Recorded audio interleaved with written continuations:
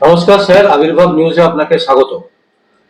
বলছি স্যার, 21শে জুলাই সামনেই চলে এসছে, আগামী সোমবার দিনকে, এবং চারিদিকে ব্যানার, পোস্টার, হোর্ডিং যা যা লাগানো সম্ভব তৃণমূল কংগ্রেসের পক্ষ থেকে লাগানো হয়েছে।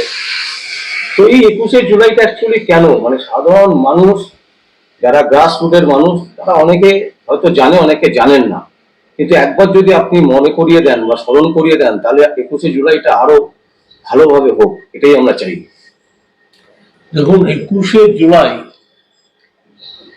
এই ঘটনাটা 21শে জুলাই 1993 সালে মমতা ব্যানার্জি সারা বাংলায় বামফ্রন্টের ক্ষমতা থাকাকালীন আইন শৃঙ্খলার যে অবনতি হয়েছিল এবং ভোটের নামে ভোট প্রক্রিয়ায় কারচুপি রুখার জন্য মমতা ব্যানার্জি আন্দোলনের ডাক দিয়েছিলেন যে no identity no vote.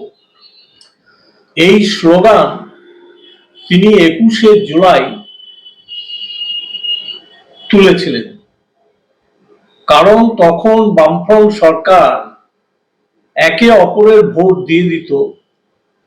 Election কমিশনারের মেশিনারি ভোট কর্মীরা তারা ভোটার লিস্টের নাম দেখে সেই জায়গায় ভোট গ্রহণ করত,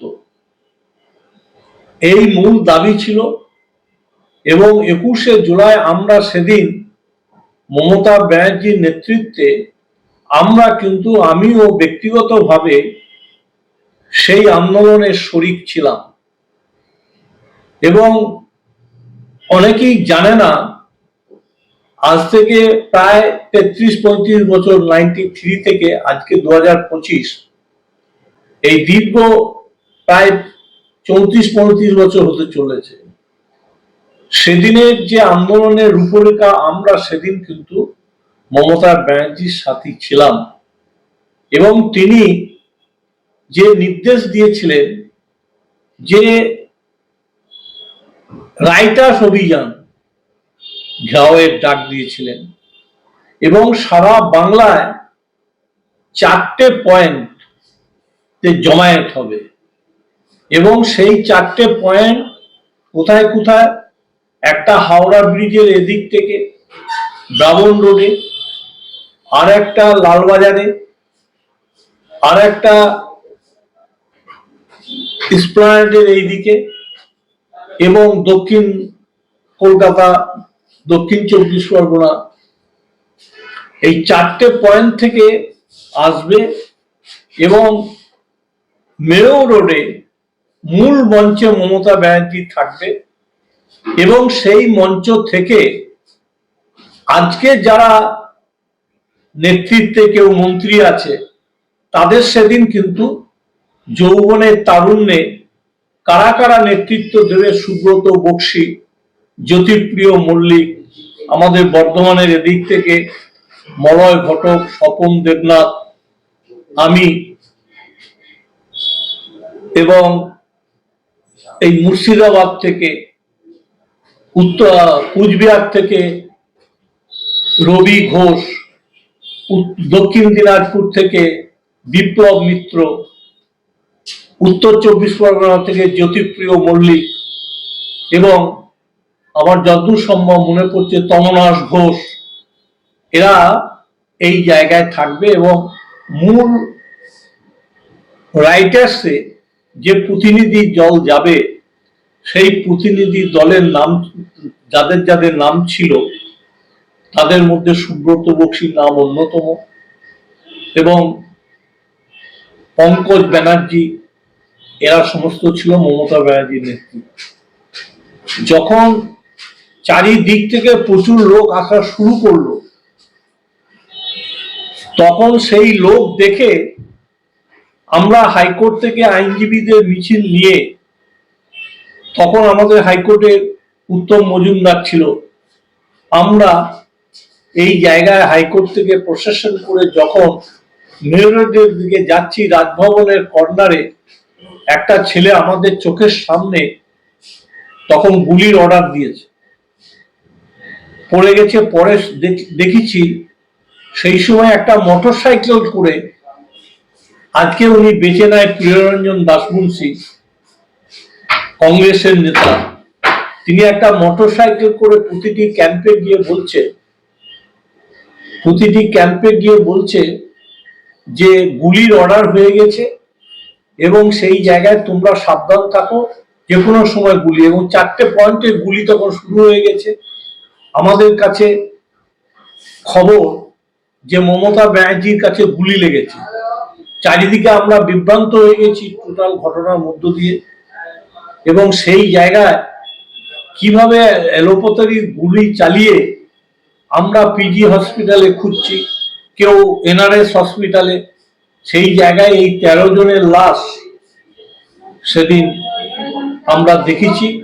এবং সেই 13 জনের লাশ গণতন্ত্রকে রক্ষা করার জন্য আজকে এই যে 35 বছর পরে আজকের এই যে 21শে জুলাই, এই 21শে জুলাই একটা ঐতিহাসিক দিন।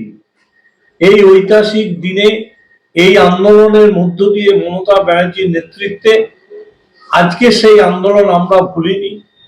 সেই 13 জন পরিবারকে এখনো আমাদের দল আজকে সেই জায়গায় মমতা ব্যানার্জি স্মরণ করে।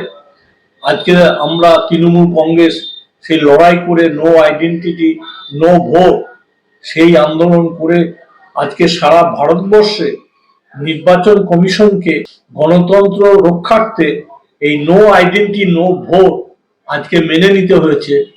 এবং এই চিন্তা ভাবনার মূল কাণ্ডারি তার নাম হচ্ছে মমতা ব্যানার্জি। সুতরাং ভারতবর্ষের 140 কোটি মানুষ আজকে যে গণতান্ত্রিক প্রক্রিয়ায় যে ভোট দান করছে, তার অবদান মমতা ব্যানার্জি।